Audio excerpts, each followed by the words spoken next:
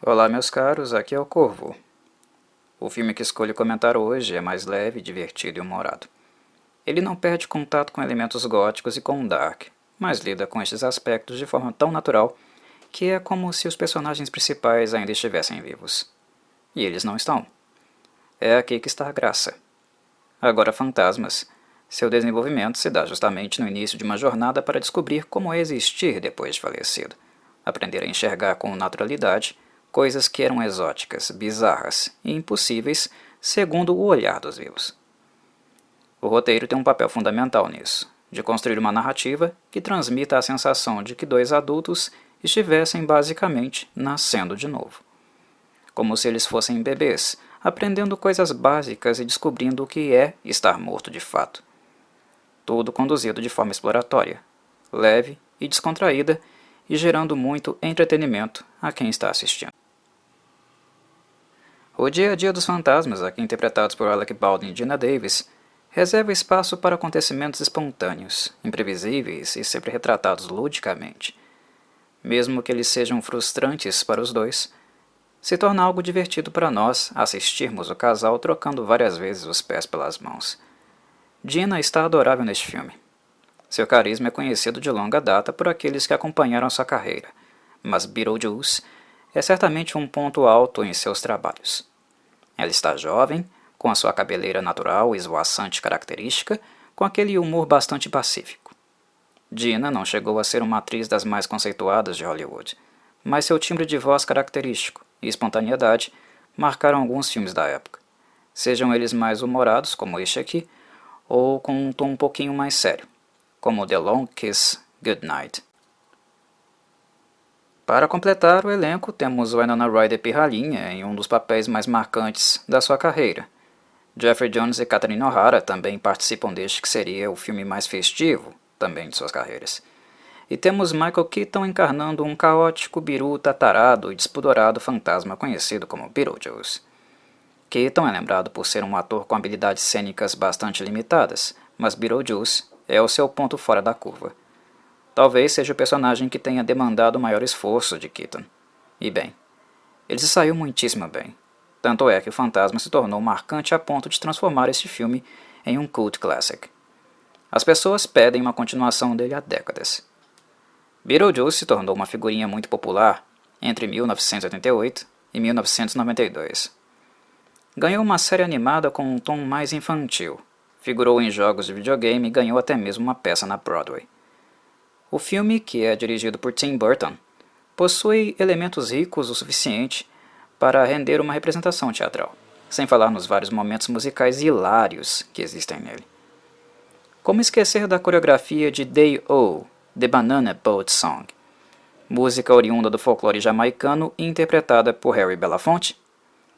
Muita possessão e um jantar formal se transformando em um palco para mexer o popozão. Como se esquecer de Lydia, interpretada por Winona, levitando ao som de Jump in the Line, Shake Senhora. Beetlejuice é muito divertido. Diverte visualmente, textualmente e musicalmente. Um segundo round no teatro era algo esperado e natural, e por isso ele ficou na Broadway por um tempinho. Mas falemos de Tim Burton. O diretor, conhecido pela excentricidade estética de seus filmes, principalmente os mais góticos, sempre dividiu opiniões. Há muitos que amam Tim Burton de coração, e há também pessoas que não suportam seus filmes. Acham que seu senso estético passa um pouquinho da conta. O que eu, Corvo, posso dizer é que Beetlejuice talvez seja o filme que mais equilibra o gótico e o colorido alegre dos filmes do Burton. Ele utiliza o melhor dos dois mundos de acordo com a demanda do cenário ou cena, e pessoalmente, acredito que ele agradará gregos e troianos, algo não muito fácil de fazer com qualidade. Em Beetlejuice, nós temos cenas que exploram um mundo em seu formato arquitetônico mais típico, e outras, onde somos inseridos em uma paisagem fantasiosa super colorida, como o deserto da minhoca dentada que devora espíritos, por exemplo. Pouco tempo depois, seremos imersos em cenários completamente góticos, escuros e com paisagem disforme e tenebrosa. É como se Burton abrisse sua caixa de ferramentas e tentasse aproveitar ao máximo tudo que ele possui dentro dela, do ponto de vista estético.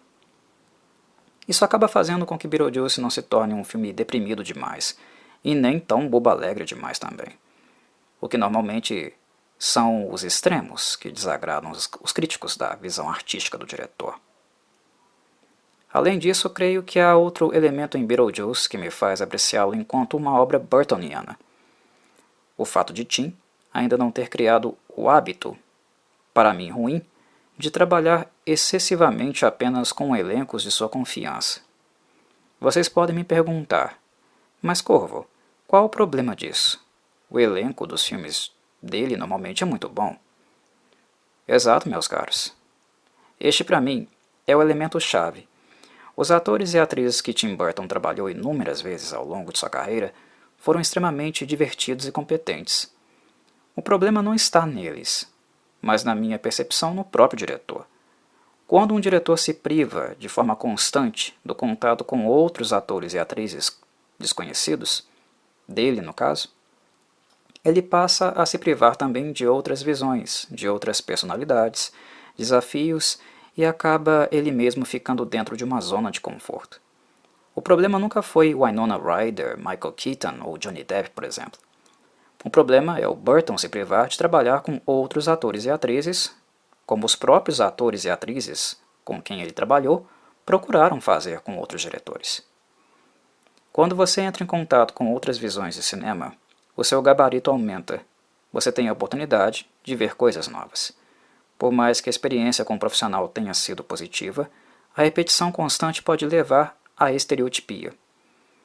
Um ator que trabalha apenas com um diretor reduz significativamente sua capacidade de evolução cênica, porque ele se priva de um outro nível de cobrança, de visão, de crítica diferenciada acerca de suas capacidades.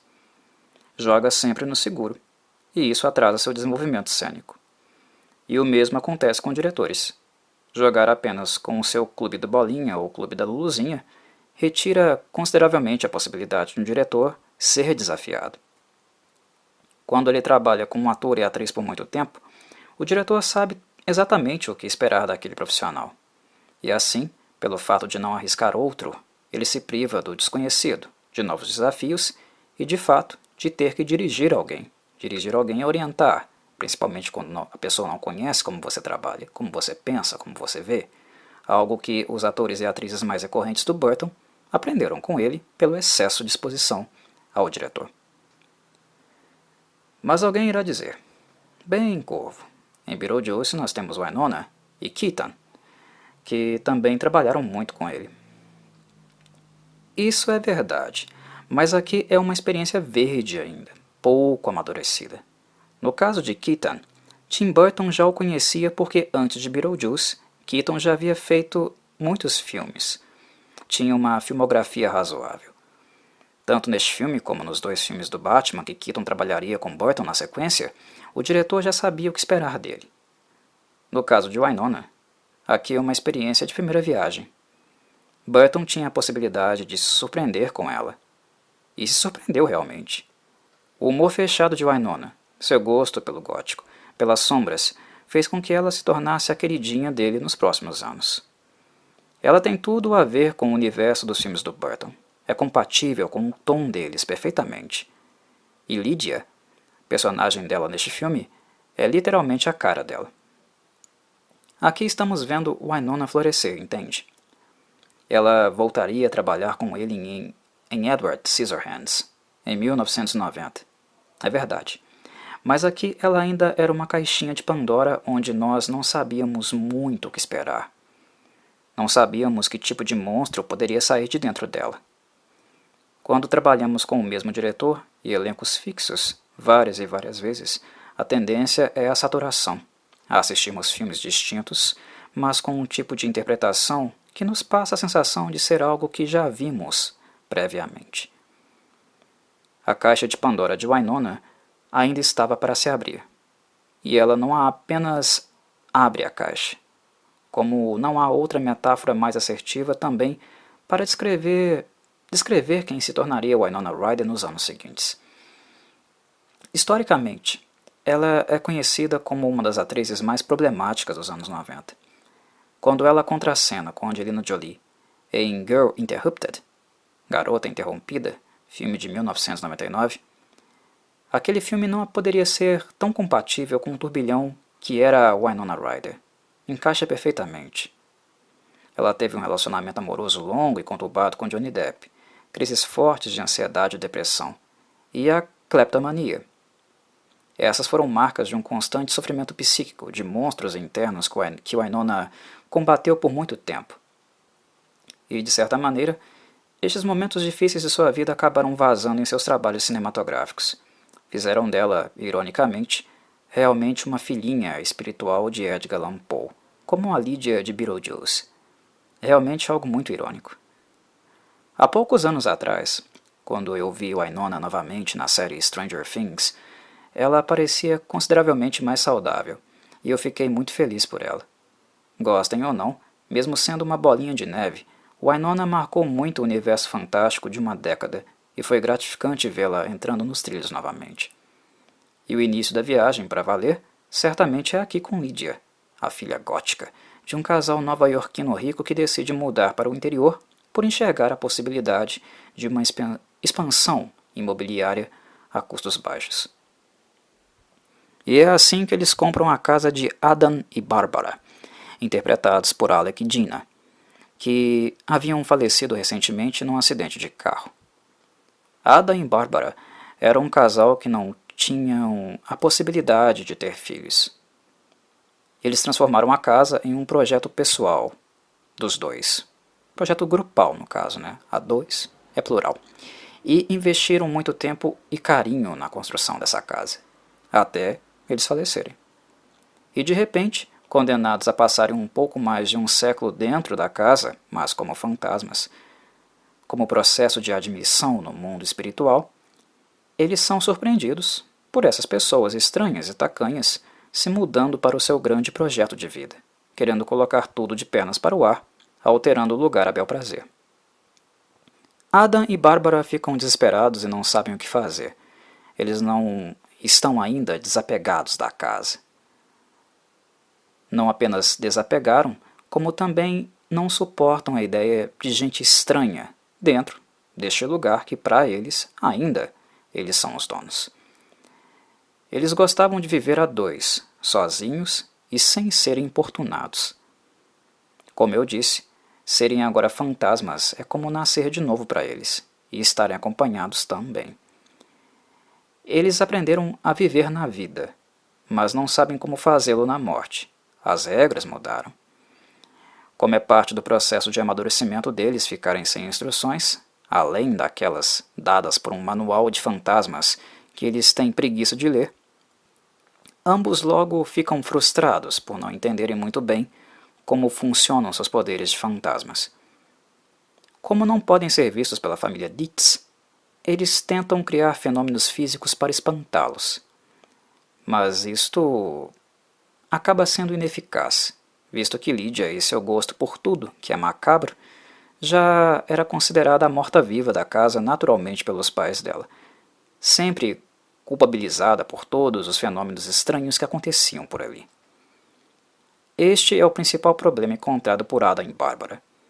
Como ser eficiente com gente da cidade grande, da maior metrópole do mundo, que não é movida por um pingo sequer de superstição? Como tornar o mundo espiritual algo crível para os céticos?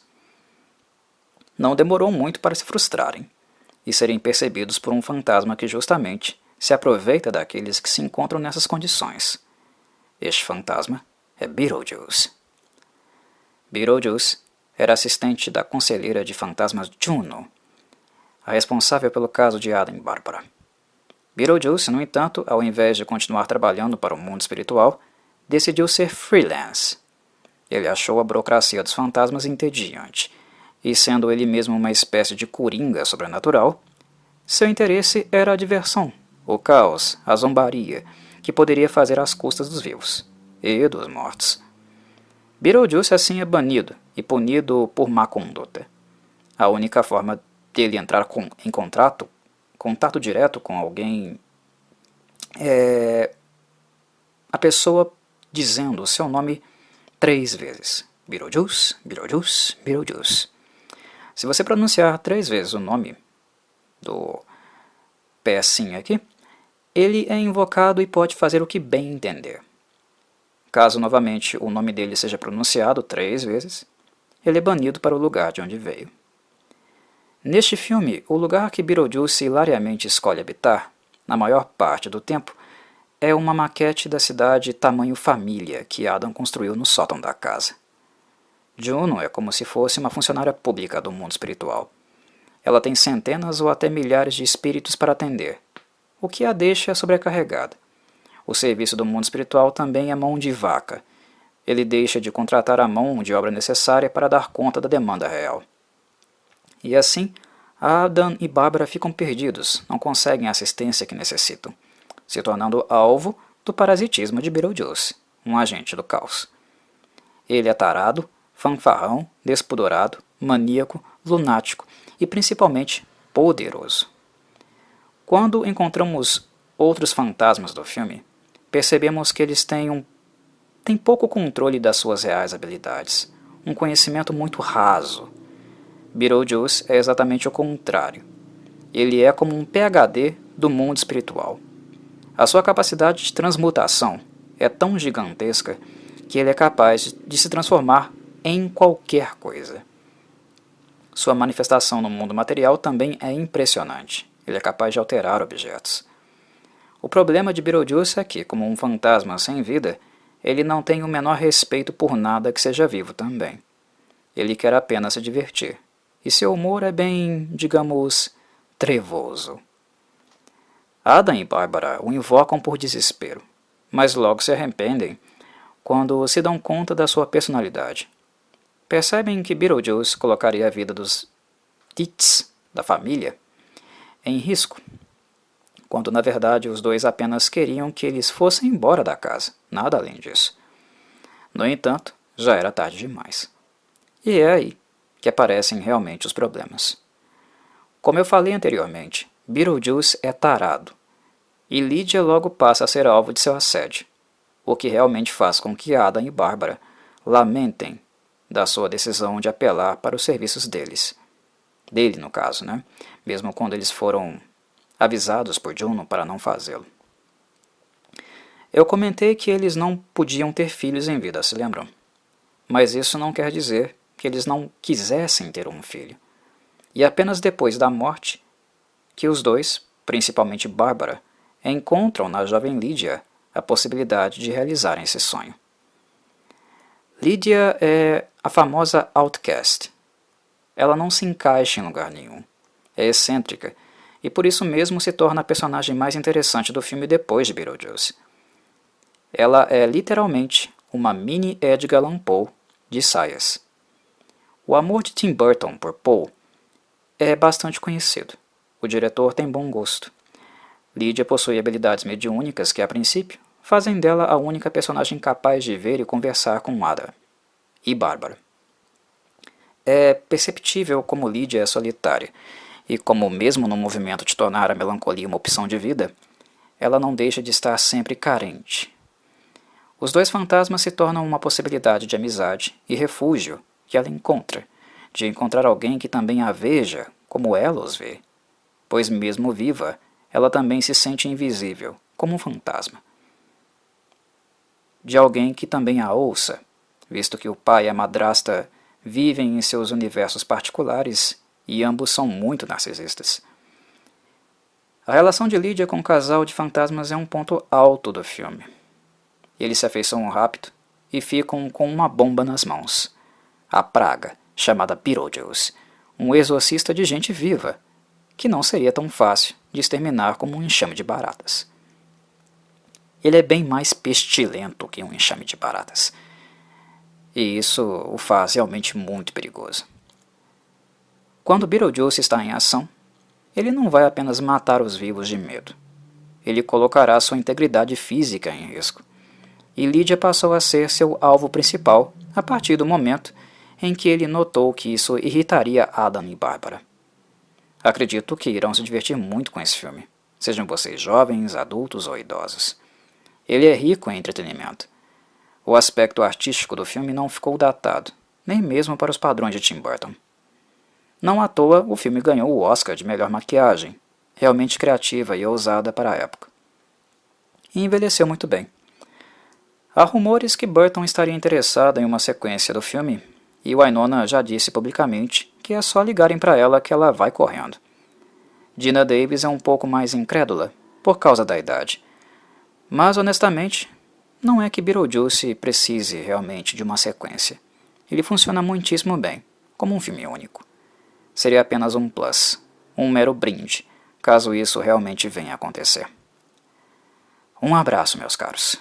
Aos que desconhecem, espero que se divirtam bastante.